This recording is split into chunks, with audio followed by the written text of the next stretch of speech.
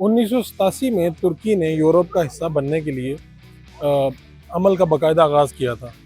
2005 में इसमें तेज़ी आई, दोनों तरफ में मुज़ाकरात होना शुरू हुए। लेकिन आज 2023 है और अभी तक तुर्की जो है वो यूरोप का हिस्सा नहीं बन सका। क्या वजूहात हैं कि इतने इन्फ्लुएंस के बावजूद यूरोप का हिस्सा तुर्की क्यों नहीं बन सका? 10 वजूहात हैं इसकी, वो मैं आपके सामने रखता हूँ। सबसे पहली वजह तो इनके जो तारीखी और सकाफ़ती जो फ़र्क है वो एक वजह है। तारीखी तौर पे आपको पता है कि यहाँ पर सल्तनत उस्मानिया और सकाफ़ी तौर पे भी कितने मुख्तलिफ हैं उनसे, और यूरोप के जो रहने वाले हैं वहाँ की जो सकाफ़त है वो मुख्तलिफ है, तारीख़ मुख्तलिफ है। ये बहुत बड़ा एक हर्डल है तुर्की का यूरोप का हिस्सा बनने में। इससे आगे चलें तो एक बड़ा मेजर पॉइंट है, वो ये है कि अभी तक यूरोपीय यूनियन के जितने ममालिक हैं उनमें से एक भी मुल्क मुसलमान मुल्क नहीं है, मुस्लिम नहीं है। तुर्की जो है इसके 97% आबादी जो है वो मुसलमानों पर मुश्तमिल है, और डेफिनेटली ये अपने इस इस्लाम की वजह से अपना इनका जो मौक़िफ़ है उसमें भी एक जहाँ पे इस्लाम का मामला आता है, कुरान का मामला आता है, नबी का मामला आता है, वहाँ पर इनके मौक़िफ़ में एक शिद्दत भी है, सख्ती भी है और होनी भी चाहिए।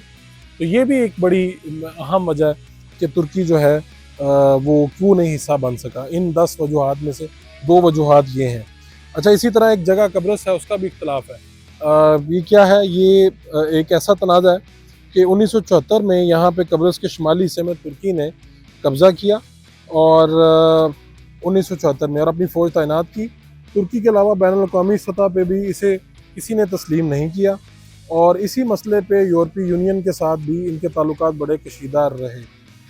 इसके अलावा जो मसला है, 2 चीज़ें हैं, और अवामी राय और शकूक व शुबहात, यानी यूरोपीय यूनियन के जो ममालिक हैं वहाँ की अवामी राय भी तुर्की के हक़ में कभी नहीं आती। वहाँ का मीडिया, वहाँ के लोग इस बात पे कुछ ज़्यादा खुश नज़र नहीं आते कि तुर्की को इसका हिस्सा बनाया जाए।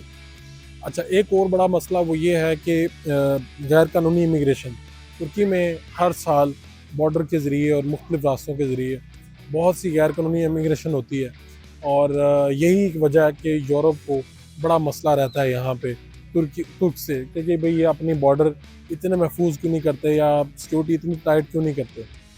अच्छा, एक और बड़ी वजूहत ये भी है कि वो जो यूरोप सो कॉल्ड अपनी जगह पे भी उनके इल्ज़ामात कहीं ठीक भी हैं कहीं गलत भी हैं कि जी यहाँ पे आज़ादी नहीं है, यहाँ पे फ्रीडम ऑफ स्पीच नहीं है, यहाँ का मीडिया आज़ाद नहीं है, अदलिया आज़ाद नहीं है, कानून आज़ाद नहीं है। ये भी एक वजह है। एक और वजह यहाँ पर वो कहते हैं जी अदम इस्तेहकाम है, फ़ौज की मुदाखलत है। यूरोपीय ममालिक में अपनी जगह पे उन्होंने बहुत पहले इस पर काबू पा लिया, लेकिन ये भी एक सच है कि अगर आप कुछ साल पहले ही देखें तो यहाँ पर उर्दवान का तख्ता उलटने के लिए जो फ़ौज है उसने मुदाखलत की थी बाकायदा। वो अलहदा बात है कि नाकाम हुई। ये भी एक जवाज़ पेश किया जाता है कि ये भी एक वजह है कि भाई जिसकी वजह से तुर्की जो है वो यूरोप का हिस्सा नहीं बन सकता। इक़्तिसादी मामलात भी एक वजह है। इक़्तिसादी मामलात ये हैं कि भाई अभी तुर्की में इस तरह से इनका जो लीरा है, जो इनकी करेंसी है, वो दिन ब दिन गिरती जा रही है। हालांकि इन्होंने काबू पाया उसके ऊपर, लेकिन वो भी एक मसला है।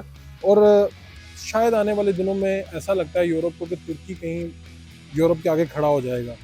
वो बात भी इनको पसंद नहीं आती, और ये इक़्तिसादी मामले में शायद अभी तो नीचे जा रहा है, लेकिन ये एकदम स्टेबल भी हो जाएगा। क्यों?